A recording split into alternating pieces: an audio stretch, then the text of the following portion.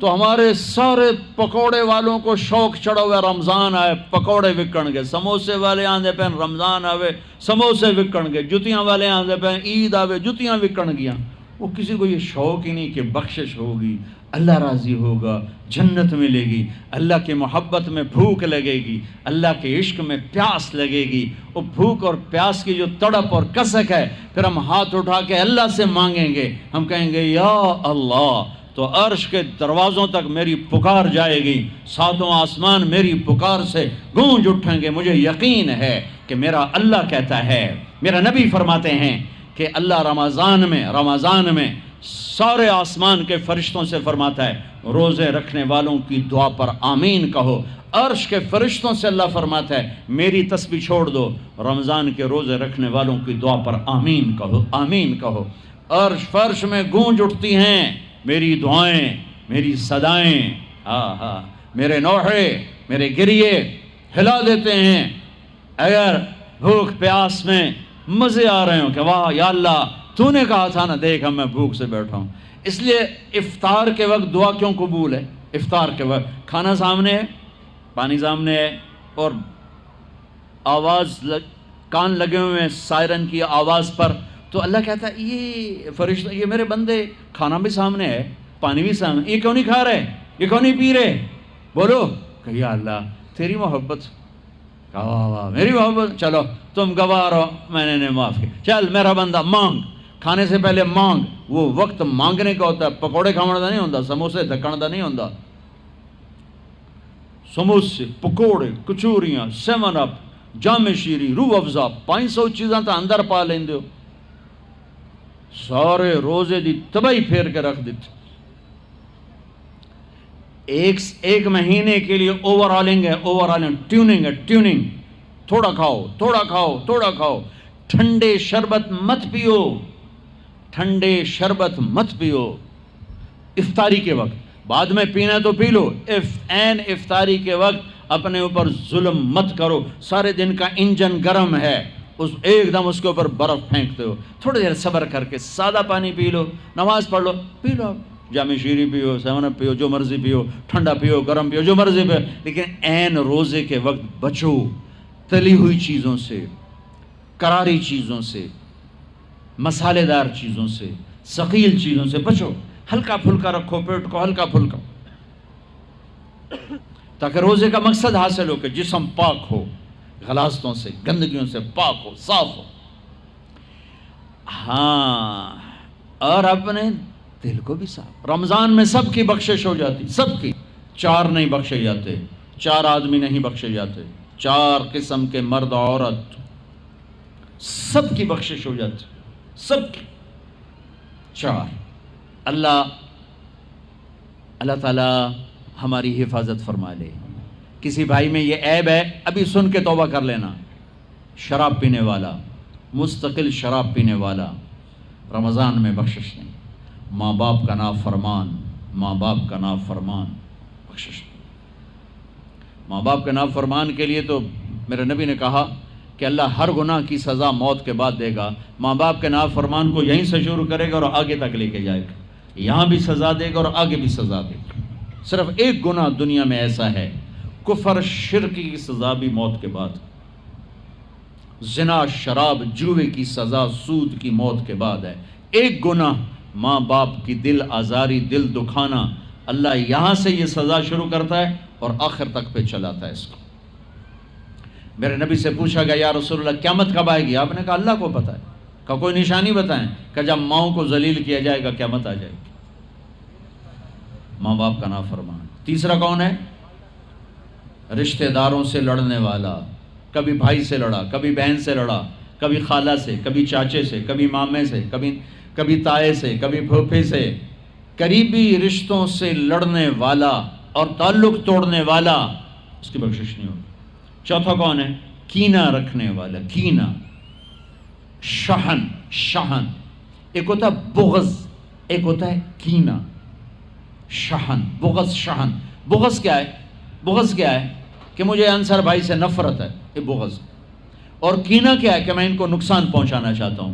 نفرت کے ساتھ ان کی ٹانگیں کھینچنا چاہتا ہوں، اس کو کینہ کہتے ہیں۔ تو یہ 4 برائیاں معاف نہیں ہیں۔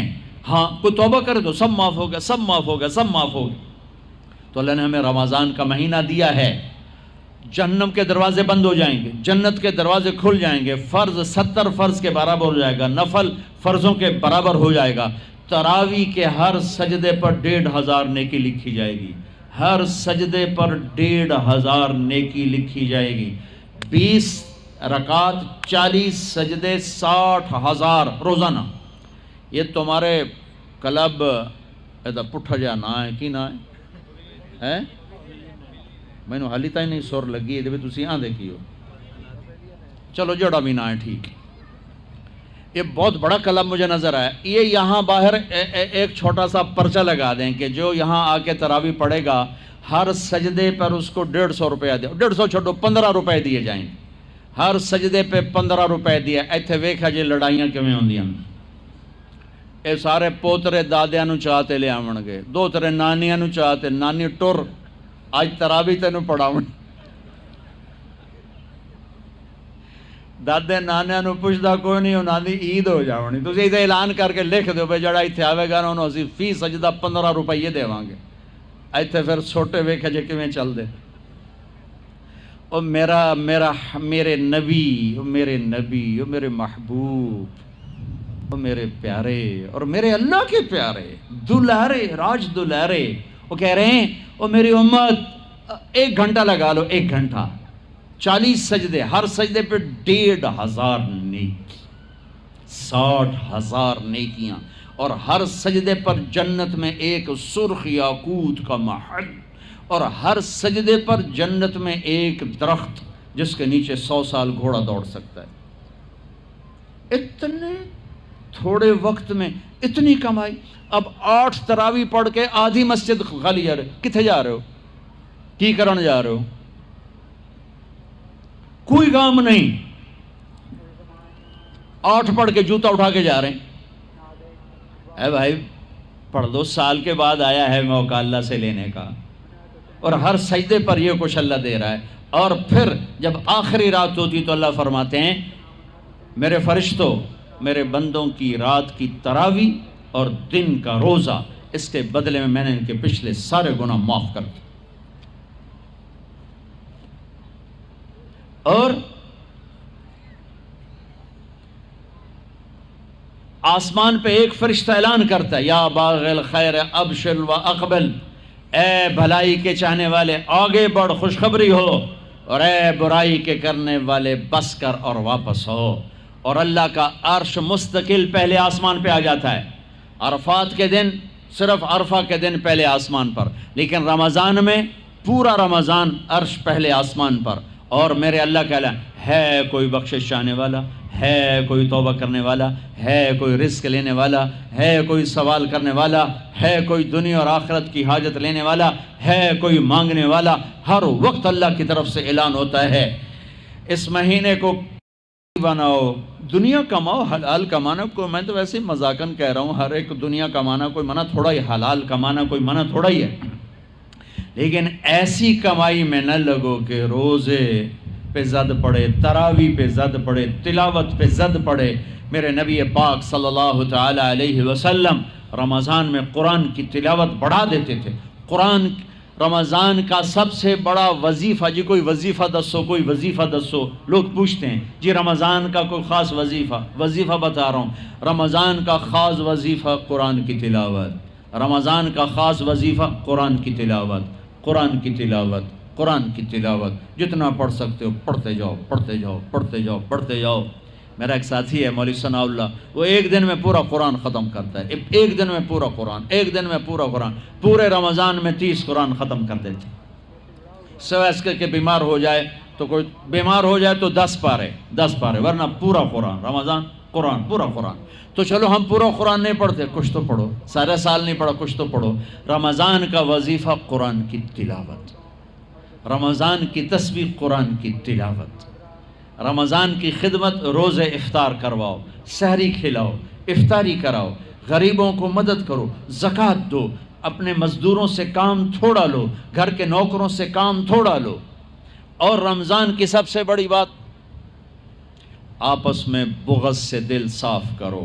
لڑے ہوئے ہو، رمضان آنے سے پہلے جیسے لوگ حج پر جانے سے پہلے نہیں فون کرتے ہیں، صلح کرتے ہیں، اتنا ہی ضروری ہے رمضان سے پہلے میں دل صاف کر لوں، میں معاف کر دوں، میں معافی مانگ لوں.